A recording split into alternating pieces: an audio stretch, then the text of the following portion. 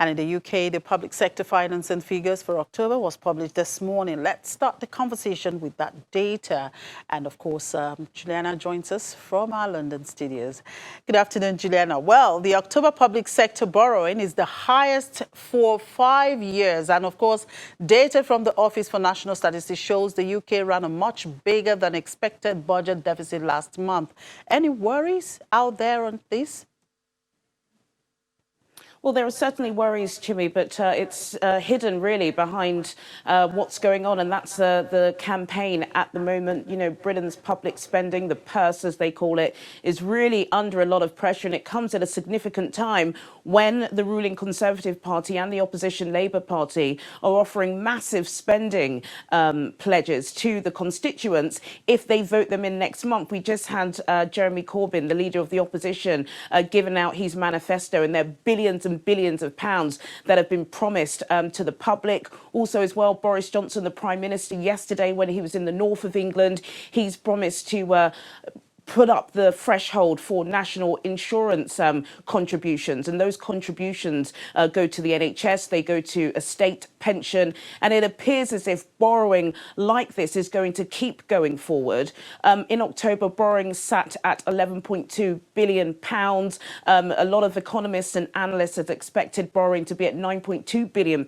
So it shows just how much that's increased. Also as well, in the fiscal year, so the months from April, Britain has borrowed up to £43.4 billion. That's 10% on increase in October 2018. So particularly worrying, but these are borrowing budgets probably going to rise in months to come.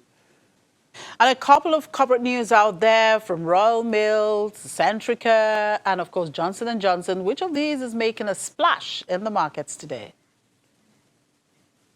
Well, the biggest story on the FTSE All-Share, and that's from the 250, comes from Royal Mail, the postal service, Britain's oldest postal service. They announced their profits today, and even though they've announced their biggest profits in 5 years, their shares tumbled from the 250 down 12%, and that's because they've warned that with the increase of the digital economy and the fact that more people are sending emails and text messaging and WhatsApps, they predict that in 2020 and 2021, their profits will decline because not many people are posting letters anymore. They're also doing an overhaul of their business, and this is behind. The shareholders don't like that, and there have been significant strikes. A lot of strikes were supposed to happen towards Christmas, even though they managed to get that thrown out of court at the last minute. It has worried some people. But let's have a look at the FTSE All-Share at the moment. The FTSE All-Share is down 0.52% at intraday. The FTSE 100 is down 0.46%, and the FTSE 250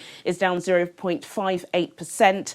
In sterling currencies, the British pound is up on the US dollar by 0.15%, up on the euro by 0.06%, and up on the Japanese yen by 0.14%. And BA seems to be at it again. Its flights delayed because of technical issues. How disruptive was this today, Juliana? Well, it's disrupted. If you just have a look at social media, you can see that passengers are still really complaining. And this is a PR headache that, you know, the embattled airline just doesn't need. It's particularly affecting passengers that are flying into Heathrow and Gatwick from United States, Africa and Asia. BA are being blamed really by passengers because they haven't given enough information. All they're saying is that it's a technical problem, and some passengers are having to wait up to 22 hours to get onto another flight. BA, of course, have apologised profusely, and they said they should check with the airline before you leave to go to an airport, and that they will be putting some customers up into hotels. But, you know, we've seen this before from BA in August, so not a good look. Their shares fell 1% at early trading. All right, let's just hope they get it right this time, Juliana. Thank you, and enjoy the rest of the day. Thank you, Jimmy. And in the U.S. stock index, futures were slightly lower in the morning. At around 3:30 a.m. Eastern Time, futures slipped 63 points, indicating a negative open of more than 54 points. Futures on the S&P and Nasdaq were both seen marginally lower. Market focus is largely attuned to global trade developments after U.S. legislation in Hong Kong threatened to derail trade discussions between the world's two largest economies. On the data front, the latest weekly jobless claims and Philadelphia Fed manufacturing figures for November will be released at around 8:30 a.m. Eastern Time. Existing home sales for October will follow slightly later in the session. In corporate news, Macy's, Berry Global, and BJ's Wholesale will report earnings before the opening bell.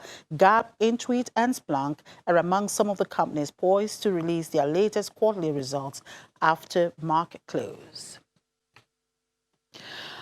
When we come back after the break, of course, we have more stories out there for you on the show. Do stay with us.